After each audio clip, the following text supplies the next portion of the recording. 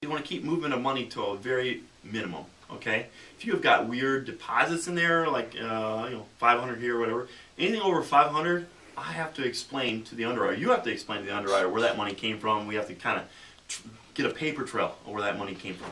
So it's important that you don't move money around. I've had people where, even though I tell them to do this, not to do this, they move money around from account to account, and it's like, wow, it makes it very hard. And by the end of the transaction, they don't like me very much. But this is what you don't want to be moving money around. Okay.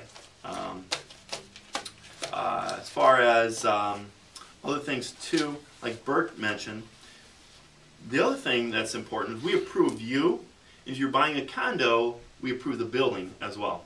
We approve that building and its association as well. Okay.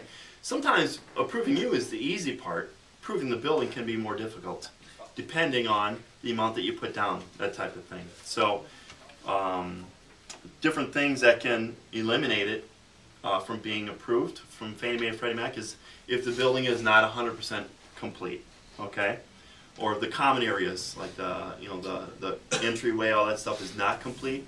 That would eliminate it from being able to do a Fannie Mae Freddie Mac. Then we'd have to do a different type of mortgage. If they have timeshares in the building, can't do it. If there's litigation, this is a big thing. Different people will sue the association. If we find out there's a lawsuit, slip and fall, somebody went and slipped and fell, that's fine.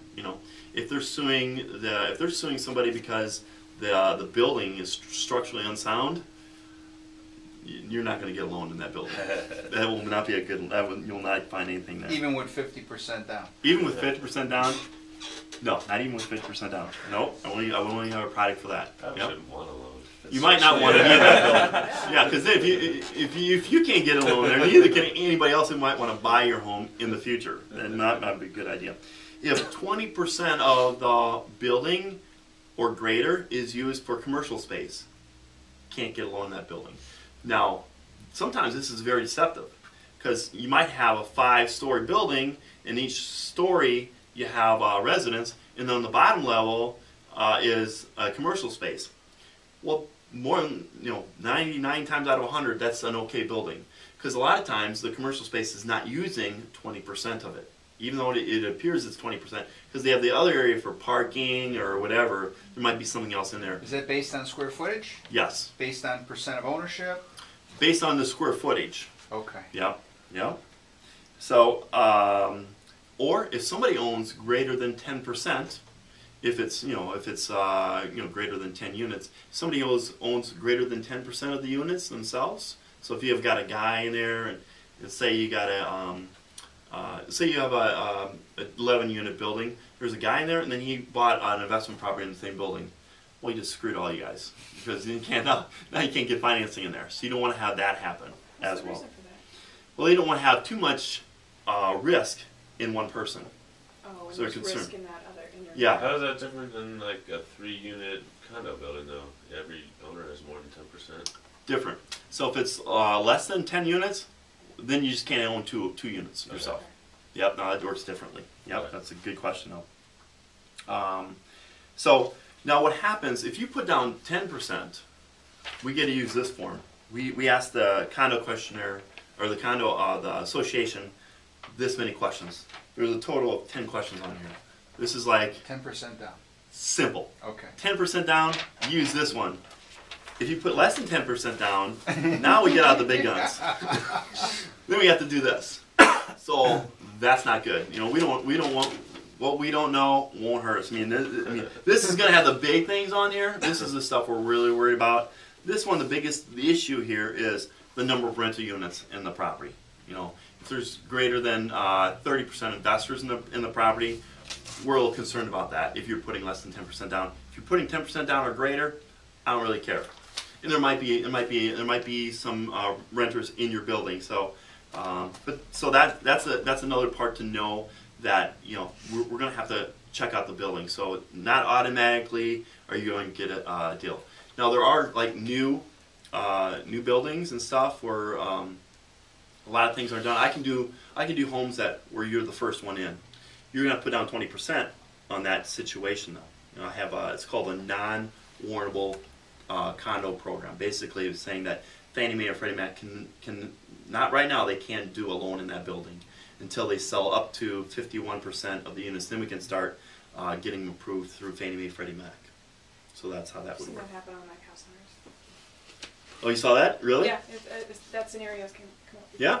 So I mean, we have a program for that, and that's the great thing about Guaranteed Rate too. Is we got a lot of programs, you know, for each situation, which is really nice.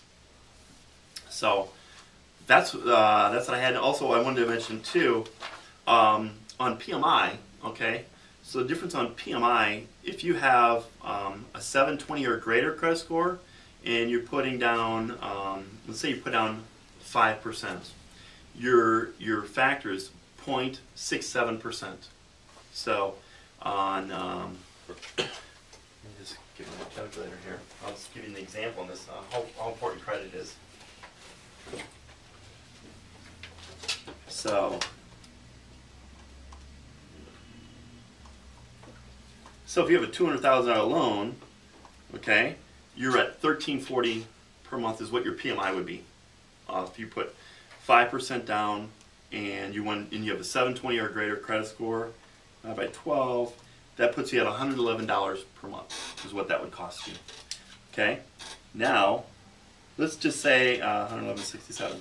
Let's just say that your credit score is at 679. Okay, if you're at 679, now that factor goes from 0.67 to 1.2.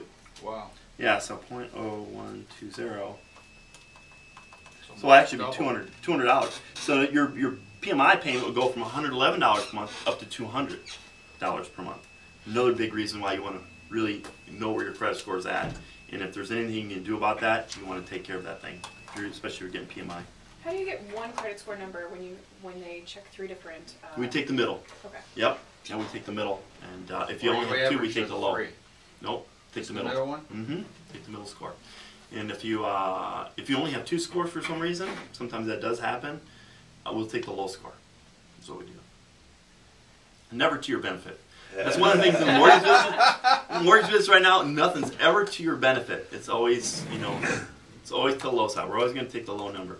You know? So, well, in general, what's your opinion on PMI? I've heard people who just rail against it, but it sounds like if you have a good credit score, it might not be the worst. So there's different things you can do with PMI too. There are alternatives. One thing is called lender paid PMI. It might make sense for a person. Okay, a lender paid PMI. So let's say that you're putting 10% down. What can happen is I can pay the PMI for you, and then you don't have to pay it each month. But that's going to cost you in your rate. Remember we talked about yield spread premium? They pay me more money. Well, I'll take that more money, and your rate might go up 0.25% usually. Let's say you're putting down, if you're putting down 10%, a lot of times your rate will be about 1/4 higher. But then I pay the PMI. You don't pay that in your payment. You don't have to worry about that. That's if you've got a good credit score. It might be different if it's